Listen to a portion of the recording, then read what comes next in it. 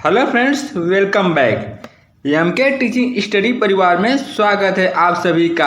आज के video lecture में हिंदी व्याकरण में विराम चिन्ह से संबंधित टॉप 15 महत्वपूर्ण प्रश्नों को रखा है जो कि परीक्षाओं में पूछे जाते हैं।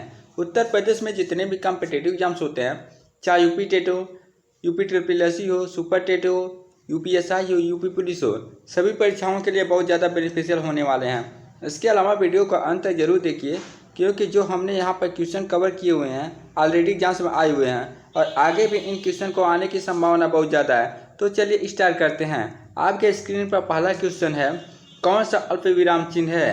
तो यहाँ पर आपका राइट आंसर हो जाएगा सी, जो कि है आपका अल्प विराम चिन्ह। इसके बाद है आपका नेक्स्ट क्वेश्चन, क्वेश्चन सेकेंड है, निम्नलिखित में से अर्ध विराम चिन्ह है? तो यहाँ पर आपका अर्ध विराम चिन्ह होगा ऑप्शन बी, जो कि है आपका अर्ध विराम चिन्ह। इसके बाद है आपका नेक्स्ट क्वेश्चन, क्वेश्चन थर्ड है, इनमें कौन विराम चिन्ह है जो हिंदी में अंग्रेजी भाषा से नहीं लिया गया है? तो यहाँ पर आपका पहला ऑप्शन दिया गया है अर्ध विराम चिन्ह, बी दिया गया है प्रश्नवाचक चिन्ह, सी दिया गया है अल्प विराम चिन्ह तथा डी दिया गया है पूर्ण विराम चिन्ह। तो यहाँ पर आपका राइट आंसर हो जाएगा डी। इसके बाद है आपका नेक्स्ट क्वेश्चन, क्वेश्चन 4 है, निम्नलिखित में से कौन विराम चिन्ह का प्रकार नहीं है? तो यहाँ पर ऑप्शन ए दिया गया निर्देशक, बी है लाघव, सी है उपदेशक, डी है विवरण। तो यहाँ पर आपका राइट आंसर हो जाएगा सी, जो कि है आपका उपदेशक।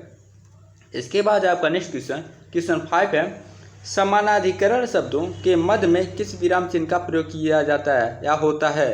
तो यहाँ पर आपका ऑप्शन ए दिया गया है अर्ध विराम चिन्ह, बी है अल्प विराम चिन्ह, सी है अपूर्ण विराम चिन्ह या उप विराम चिन्ह, डी है आपका विस्मयादि बोधक चिन्ह।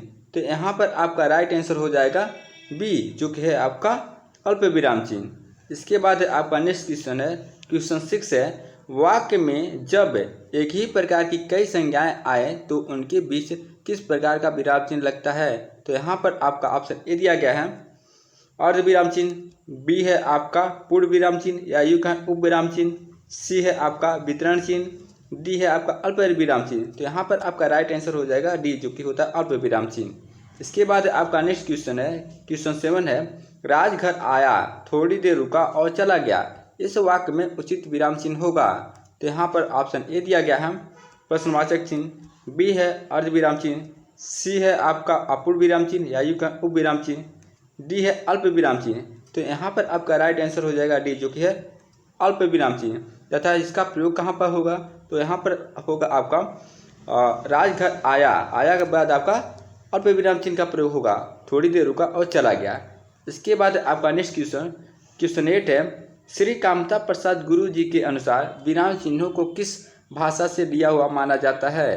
तो यहाँ पर ऑप्शन ए दिया गया अरबी, बी है अंग्रेजी, सी है चीनी, डी है फ्रेंच। तो यहाँ पर आपका राइट आंसर हो जाएगा बी, जो कि है आपका अंग्रेजी। इसके बाद आपका नेक्स्ट क्वेश्चन, क्वेश्चन 9 है, श्री कामता प्रसाद जी के अनुसार विराम चिन्हों की संख्या कितनी है? तो यहाँ पर ऑप्शन ए दिया गया है 20, बी है 17, सी है 18, डी है 6। तो यहाँ पर आपका राइट आंसर हो जाएगा ए, जो कि है 20। इसके बाद आपका नेक्स्ट क्वेश्चन, क्वेश्चन 10 है, जहाँ वाक्य की गति अंतिम रूप से ले विचार के तार टूट जाए वहाँ किस चिन्ह का प्रयोग किया जाता है? तो यहाँ पर आपका ऑप्शन ए दिया गया अल्प विराम चिन्ह, बी है योजक चिन्ह, सी है पूर्ण विराम चिन्ह या यूं कहें फुल स्टॉप चिन्ह, डी है उद्धरण चिन्ह। तो यहाँ पर आपका राइट आंसर हो जाएगा सी, जो कि होता है आपका पूर्ण विराम चिन्ह या फुल स्टॉप। इसके बाद आपका नेक्स्ट क्वेश्चन, क्वेश्चन 11 है, छंदों में एक चरण की समाप्ति पर किस विराम चिन्ह का प्रयोग होता है? तो यहाँ पर ऑप्शन ए दिया गया है अपूर्ण विराम चिन्ह या यूं कहें उप विराम चिन्ह, ऑप्शन बी है अर्ध विराम चिन्ह, सी है अवतरण चिन्ह, डी है अल्प विराम चिन्ह। तो यहाँ पर आपका राइट आंसर हो जाएगा डी, जो कि होता है अल्प विराम चिन्ह। इसके बाद आपका नेक्स्ट क्वेश्चन, क्वेश्चन 12 है, माँ मेरा कल्याण करो, वाक्य में उचित विराम का प्रयोग करें। तो यहाँ पर आपका ऑप्शन ए दिया गया है अल्प विराम चिन्ह, बी है अर्ध विराम चिन्ह, सी है आपका अपूर्ण विराम चिन्ह या यूं कहें उप विराम चिन्ह, डी है आपका योजक चिन्ह। तो यहाँ पर आपका राइट आंसर हो जाएगा ए, जो कि है आपका अल्प विराम चिन्ह। और अल्प विराम चिन्ह का यहाँ प्रयोग कहाँ होगा? तो माँ के बाद आपका अल्प विराम चिन्ह होगा, उसके बाद मेरा कल्याण करो। इसके बाद क्वेश्चन 13 है, जब वाक्य में एक समान अधिकरण का प्रयोग होता है तो किस विराम चिन्ह का प्रयोग होता है? तो यहाँ पर ऑप्शन ए दिया गया अर्ध विराम चिन्ह, बी है अर्ध विराम चिन्ह, सी है संकेत चिन्ह, डी है लगाव चिन्ह। तो यहाँ पर आपका राइट आंसर हो जाएगा बी, जो कि होता है अर्ध विराम चिन्ह का प्रयोग। इसके बाद है आपका नेक्स्ट क्वेश्चन 14 है, मिश्रित तथा संयुक्त वाक्यों में विरोध का भाव प्रकट करने के लिए किस विराम चिन्ह का प्रयोग किया जाता है? तो यहाँ पर आपका ऑप्शन ए दिया गया अर्ध विराम चिन्ह, बी है उपविराम, सी है योजक चिन्ह, डी है कोष्टक का प्रयोग किया जाता है। तो यहाँ पर आपका राइट आंसर हो जाएगा ए, जो कि होता है आपका अर्ध विराम चिन्ह। इसके बाद आपका नेक्स्ट क्वेश्चन तथा यह आपका लास्ट क्वेश्चन है, संयोजक चिन्ह को किस अन्य नाम से जानते हैं? तो यहाँ पर ऑप्शन ए दिया गया समासिक चिन्ह, बी है कोष्टक, सी है अवतरण चिन्ह, डी है इनमें से कोई नहीं। तो यहाँ पर आपका राइट आंसर हो जाएगा ए, जो कि होता है समासिक चिन्ह।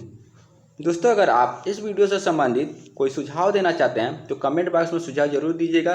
तो आज के वीडियो में बस इतना ही। Thank you and take care. जय हिंद, वंदे मातरम।